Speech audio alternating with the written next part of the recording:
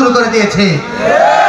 আমরা স্বাধীনতার পর থেকেই বিভিন্ন ক্ষমতার তলবদল দেখেছি, কিন্তু যেই বাংলার সোনার স্বপ্ন দেখেছিলাম এখন পর্যন্ত সেই সোনার স্বপ্ন আমরা বাস্তব করতে পারি নাই। কারণ ক্ষমতার পাল্টাবদল হয়েছে কিন্তু শান্তির একটা দেশ আমরা দেখতে পাই নাই।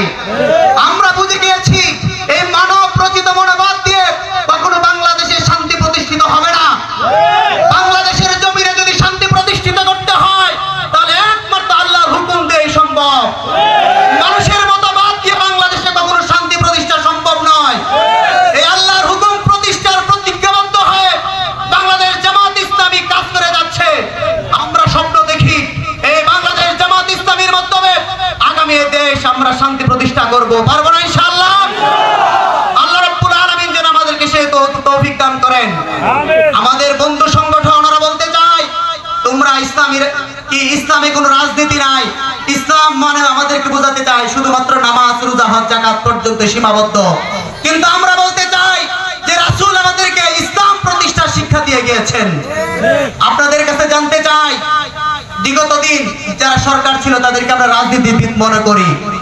আমরা রাজনীতি বলতে আমরা বুঝি বঙ্গবন্ধু বাংলাদেশের রাজনীতি করেছে, রাজনীতিবিদ, ঠিক না? জিয়াউর রহমান দেশ পরিচালনা করে দিয়েছেন, উনি রাজনীতিবিদ। বর্তমানে যারা দেশ পরিচালনা করেন তারাই হচ্ছে রাজনীতিবিদ। আপনাদের কাছে প্রশ্ন রাখতে চাই, আল্লাহ রাসূল কি রাজনীতি করে নাই? আল্লাহ রাসূল কি দেশের প্রধান ছিলেন না? আল্লাহ রাসূল কি সরকার ছিলেন না? আমার রাসূল যদি সরকার হতে পারে, আমার রাসূল যদি রাজনীতি কিভাবে করতে হয় আমাদেরকে যদি শিক্ষা দিয়ে যেতে পারে, আমরা সেই রাসূলকে ফলো করে আগামী দিনে কি দেশ পরিচালনা করতে পারবো না? এবং আল্লাহ রাসূল শুধু নিজে রাজনীতি করে নাই, বরং উনি রাজনীতির নেতা তৈরি করে গিয়েছেন। তার প্রতিচ্ছবি হচ্ছে আবু বকর, উমর, উসমানের মতো নেতা তৈরি করে গিয়েছেন। তাই আমরা বলতে চাই আমরা আগামী দিনে সকল তন্ত্র মন্ত্র ভুলে গিয়ে এই ইসলাম দিয়ে একটা সোনার দেশ আমরা করতে চাই।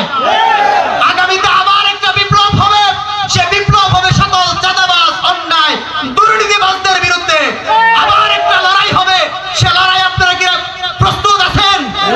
সে লড়াই আবার আমরা একটা বিজয় অর্জন করব। সে বিজয় হবে ইসলামের বিজয়, সে বিজয় হবে দ্বীনের বিজয়, সে বিজয় হবে জালিমদের বিরুদ্ধের বিজয়। সেই বিজয়ে আমরা সবাই ঐক্যবদ্ধভাবে যেন আমরা সেই ময়দানে ভূমিকা রাখতে পারি। আল্লাহ আমাদেরকে সেই তৌফিক দান করুন। আসসালামু আলাইকুম ওয়া রাহমাতুল্লাহি ওয়া বারাকাতুহু।